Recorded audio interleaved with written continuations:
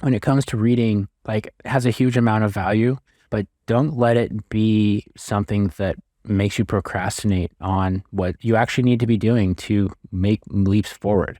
Ultimately, big picture, path to success is not constant education. The path to success is education and then taking action with that education. So do with that what you will. We can argue with me all you want, but that is 100% the truth. Welcome to the Collecting Keys Friday Focus. Hey, all you cool cats and kittens. I don't know why I said that. Do you guys remember that show? I never watched it. That Tiger King show that was so big. Was it like 2020? I think it was right when COVID came around. Yeah, never watched it, but I heard that joke enough times that I figured it would be relevant to get some of you guys interested. So anyway, welcome to this episode of the Collecting Keys Friday Focus. Today you have me, Mike DeHaan, and I'm going to talk about a somewhat unpopular opinion I have. And that is the fact that, in my opinion, reading books is ultimately for slackers and is a major inhibitor in people actually becoming successful.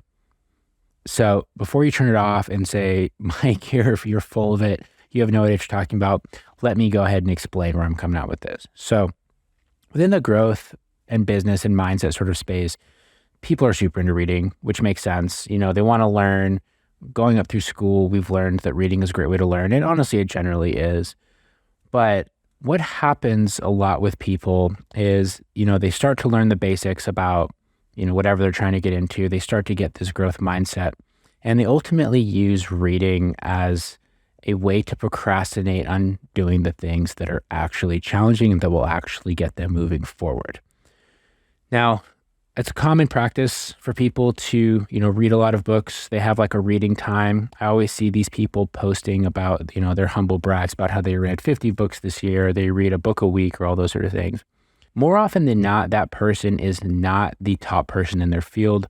They aren't even necessarily like a top 10% person. Like, sure, they have a great growth mindset. They're doing well compared to the average person. But in the business sort of space, very rarely is the person that's, reading 50 books a year also the person that has a business that absolutely crushes it. At least from my experience. I'm sure they're out there, and I'm sure that there's extreme CEOs and things like that that are the opposite of that. But also too, if you're like a big CEO, you're a big business owner, you're making $15 million a year, you can do whatever the hell you want at that point. I'm talking about the people that are making, $300,000 to $500,000 a year. Maybe they have like a low 7-figure business, and they spend so much time reading that they never are actually applying anything that they're reading.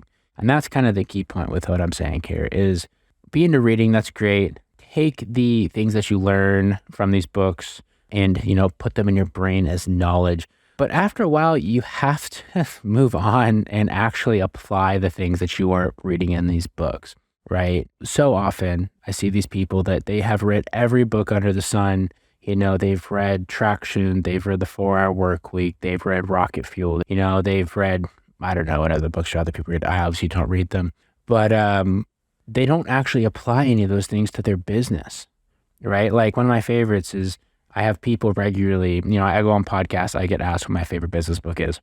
I always say it's The 4-Hour Workweek. The 4-Hour Workweek was the book that ultimately got me to quit my W-2 job, right? It got me rethinking about what my life could really look like. And when I established my business, I used the frameworks in the 4-Hour Workweek kind of to give me the quality of life and the lifestyle that I wanted, right? Around being able to work 4 hours. Obviously I work a lot more than that, but it was more around the concept of, using virtual workers, working in these sprints, and then enjoying life on these mini retirements. That's why I do a lot of big travels throughout the course of the year. There's a bunch of different things in that book that I applied. Something that's so fascinating is I regularly have people saying like, oh yeah, I also love that book. I'm curious, how exactly do you go about finding virtual workers? Like, what did that look like? I'm like, it's in the book, man. If you go and you look back at it, he gives you the basic framework. Sure, the book's like 12 years old. Some of the stuff is outdated, but the general concepts are all there about how to do it. So anyway, but point being, when it comes to reading, like, it has a huge amount of value, but don't let it be something that makes you procrastinate on what you actually need to be doing to make leaps forward. This is even worse, I find, in like the high performing W-2 space, because people are already restricted because they're shackled by the golden handcuffs at their job. and they spend so much of their time reading these like business and motivational books. And then they come into work and they complain about how they aren't making any progress and stuff that they want to do, or they aren't like having these opportunities. It's like because you're spending your time not working, not actually taking personal strides to, make those changes in your life, but you're getting all the knowledge to do so, at least you think you are, but you're never actually putting anything to action. So that's just a small thing that I've noticed that I have really started to, I guess, ponder over the last little bit.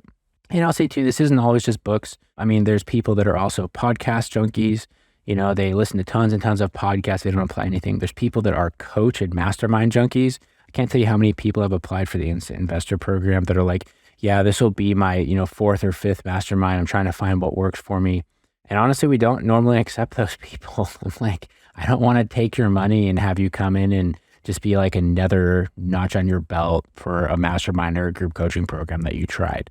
So ultimately, big picture, path to success is not constant education. The path to success is education and then taking action with that education. So do with that what you will. You can argue with me all you want, but that is 100% the truth. Anyways, guys, short one for you this week. I'd be curious, do you agree with me? Do you disagree with me? Go ahead and shoot me a DM on Instagram at Mike_invest.